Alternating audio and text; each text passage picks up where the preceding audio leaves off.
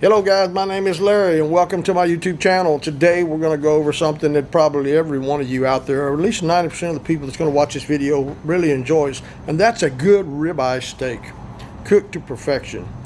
Now we've entered this recipe that we're going to be showing you today in many of the big steak cook-offs, SCCCAs, and San Antonio Livestock Show and several other cook-offs that we enter steak competition cook-offs. So it's really in the eye of the beholder. It depends how you like your steak, what flavor profile you like, but I'll show you some of the basics that we use. I like a pretty basic steak. I don't want it overwhelming, overpowered with flavors. A good salt, pepper, garlic, onion powder, and maybe your specific type of spice really brings out the flavor of the meat naturally. So stick around, let me show you how we do it and what we cook on for this little cooking we're going to be doing today. Many different grates and grills and options to cook this on, but you really want a hot fire. You don't want to cook it very long, or else you just burn the meat up. So stick around, I'll show you how we do it.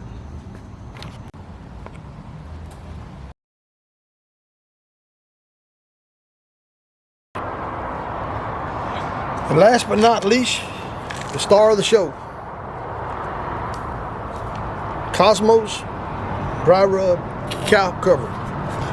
Now this stuff is pretty stout too, so you don't want to get too crazy with it. Now I got my stuff kind of dried up a little bit here. I don't know what happened. We'll sprinkle a little bit on our hands and then we'll bust it down in there. We're going to do just like that.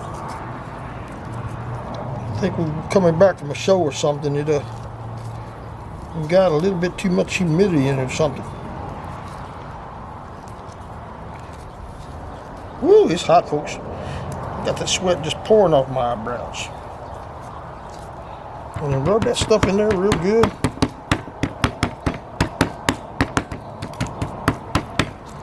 Flip it over, do the other side, same way. Now we're going to put a little of this old cow cover on it first, being we got it opened up. You know, if you're cooking for somebody else, you might want to make sure you wear some gloves and make sure your hands are really clean. You don't want to be playing with this meat.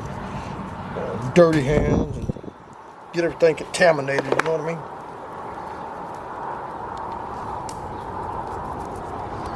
That old cow cover has been around quite some time. It is one of many competitions.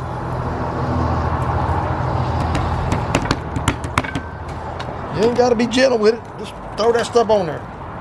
Do the same thing back on this side. You're going to put the salt, the pepper, the garlic powder, and everything else that put on the first side. Like I said, kosher salt, if you got it, works better. I'm currently out of that, so I'll pepper it all up. Pepper will give it that really good, unique Texas style taste, and it'll also put a little bit of heat in it, and a little bit of garlic. And last but not least, the best.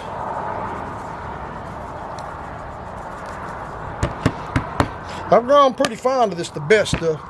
Now that's what you got. Let that sit there. You know, if you're going to let it sit for a long time, put it in the refrigerator. But don't freeze it, of course.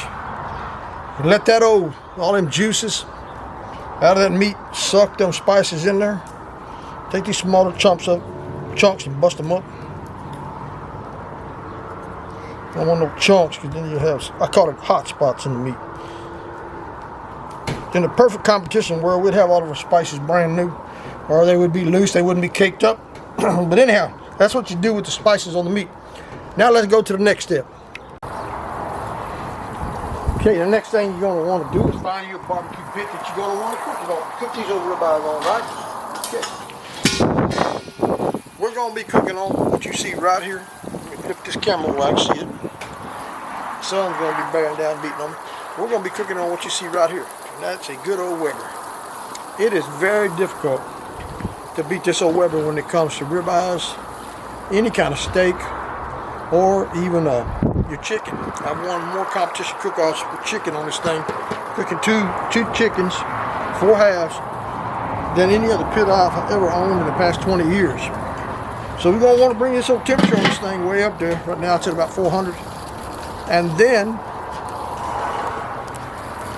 let me back up. I like to use Kingsford with hickory flavor in them. And these are Pro Pit. Now you can buy those Pro Pit logs from ProPitsBarbecueSupplyStore.com online. They're out of Edinburgh, Texas. Give them a plug. Got some great products out there. But anyhow, we're going to get this old fire up here. I've already started it. And what I like to use to start my fires, put your grating on there and get that thing warmed up. Once it gets up to temp there pretty good, then we're going to go ahead and clean the top of it, which we've already done. But to heat that part of it up, put the lid back on it, let it run for a while. Next thing we're going to do is I'm going to call this is the secret for cooking a good ribeye. Now, those of you who cook a lot of steak probably already know about this little trick. But this you will need to do. You want to cook a good steak. Have you ever heard of grill grates? If not, let me introduce you to some. Fooled you, didn't I? You thought they was already on it. Well, they not.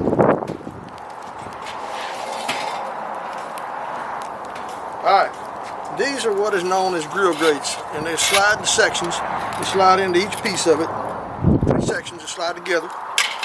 Just like so. They've got little ribs in it. Woo, smoke. Little ribs in there so that they slide together and interlock.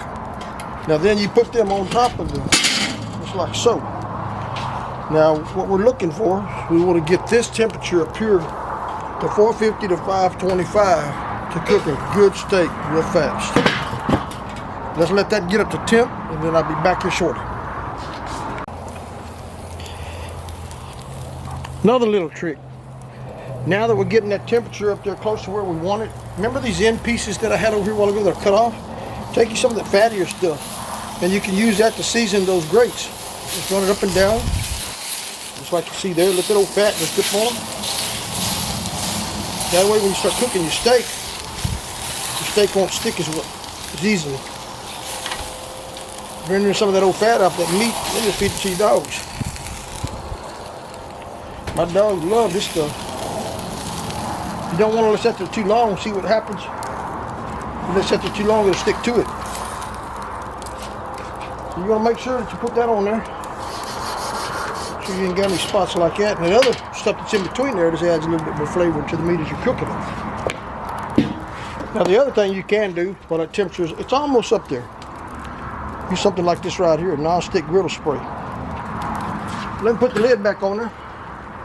You definitely want to make sure you put something on the grill grates or else you will have some problems with the steak sticking to it. We're about 450 or a little bit lower. We're going to bring that heat down just a little bit. We close our damper on the bottom. We're going to shut this one off up here just a little bit more. Keep in mind that when you're cooking on these grill grates that the temperature you see on the gauge of grill grates are going to be quite a bit hotter. So around 400 to 425 is ideal for the grill grates on a small steak like this. If you're cooking a lot bigger steak, that's a different story. Now I'm going to cook these one at a time, and I have my charcoal saturated. I need to spray them.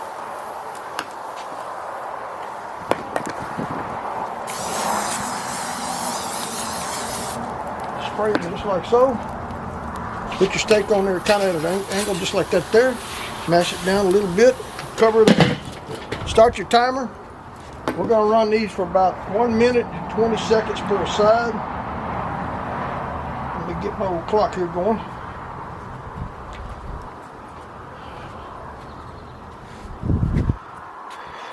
Start your timer on your cell phone or shelf top timer, whatever you got. Let's see what they look like at 1 minute and 15 seconds to 1 minute and 25 seconds.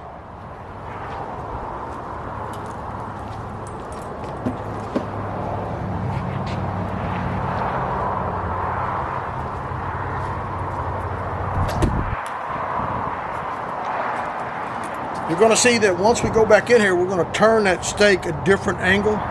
And what we're trying to achieve is the hatch marks or the grill marks on the steak itself that give it that eye-appealing texture. Whenever you go into a big steak restaurant, you'll see the grill marks all over it. The grill grates are doing that for you. So let's see what happens here in a few minutes.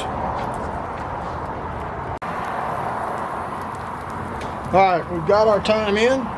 Now all we're going to do is we're going to rotate these just like you see right there. And then you're going to want to come over here and make sure you clean this section back off for the next steak. I like to cook one steak at a time. That way I can make my adjustments in temperature. Something else you'll do once you flip it over to the other side is get you some butter, melted butter.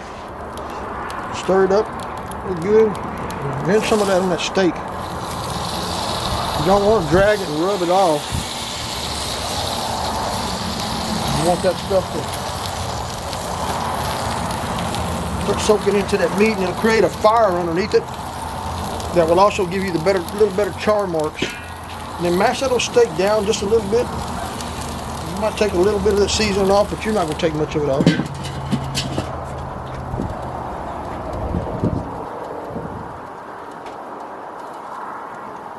Make sure you start your timer again.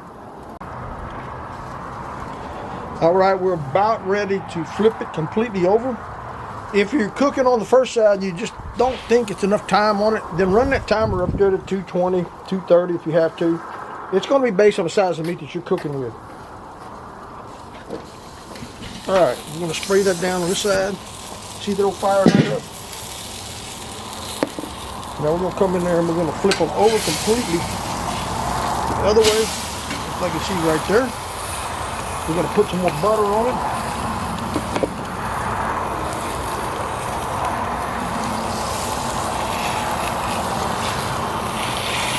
Finish with that butter. Start the timer again. Reset it, start.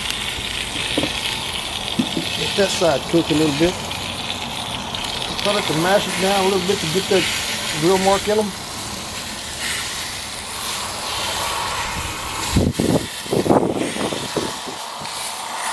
Sometimes you'll create a little flame up, which is really what I want to char the outside of that steak. Alright, we reached our time on that. Now we're going to slide it back over to where we have the cross hatches just like that. Turn it about 45 degrees. Mash it down a little bit. Then you're going to do the same thing. You're going to clean this other side.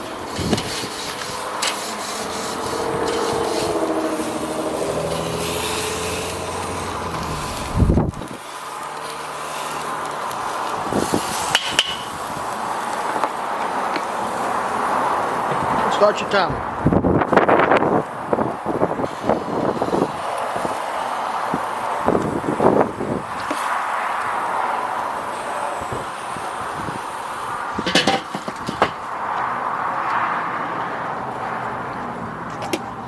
If you see that the steak is drying out, just baste it some more with some butter. Always keep a little bit of butter on top of there. That way some of that butter drops down into the steak while it's cooking. It'll flame it up a little bit and char that outside. Now I can tell by this cooking session that we didn't have the heat consistently hot enough all the time.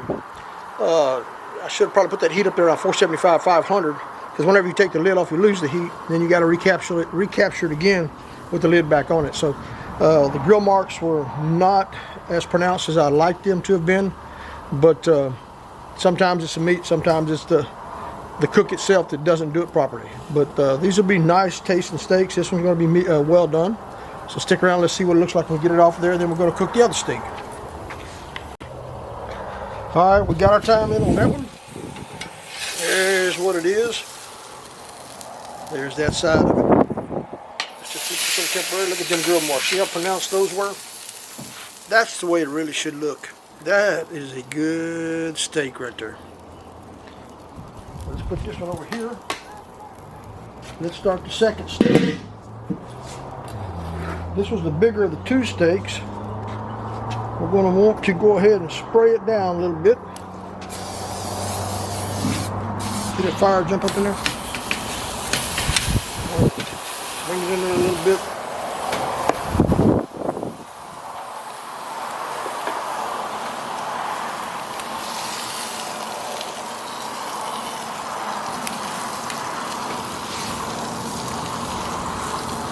Start your timer.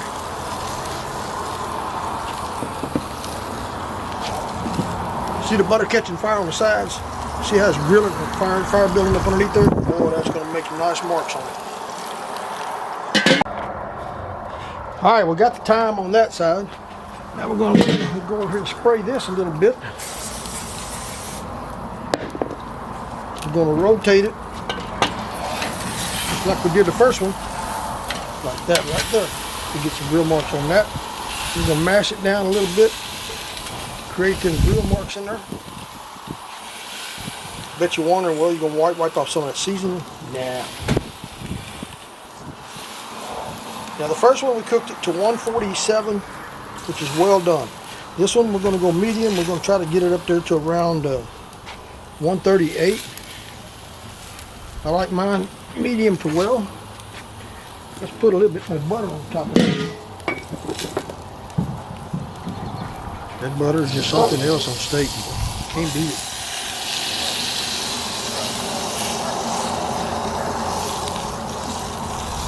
Ooh, look at that, would you? Doesn't that look good?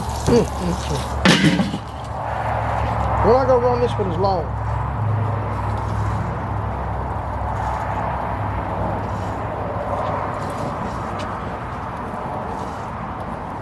Now, we didn't show it in the previous part of the video. However, we did actually run those about an hour.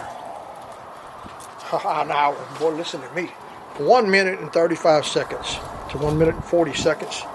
The wife came out here and said she wanted hers well done. So we're going to bring these back down. I want a medium. I want a little blood red in the middle of mine.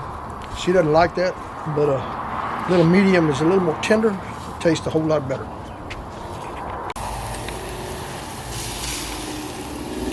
Yeah, boy.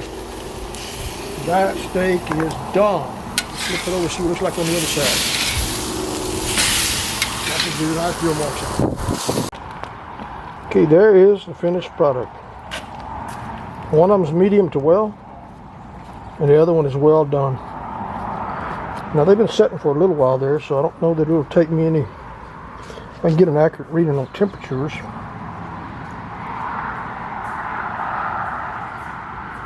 Probably can't see that, but it's 159. What happens is steak will actually continue to cook once you take it off. That one's a little tougher, you can tell that. Now let me cut into them and see what they look like. Alright guys, there we go. Now let's see what they look like when we cut it on half.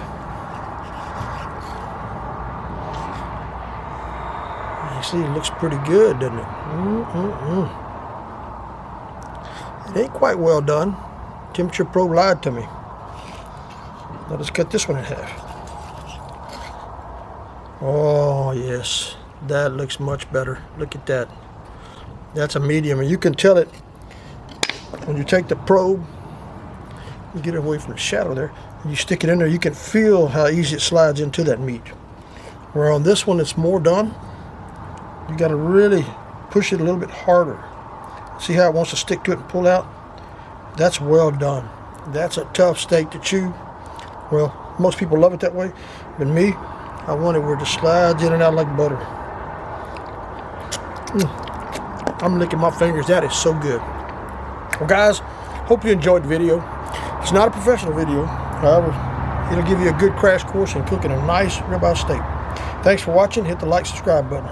Stay tuned for other videos.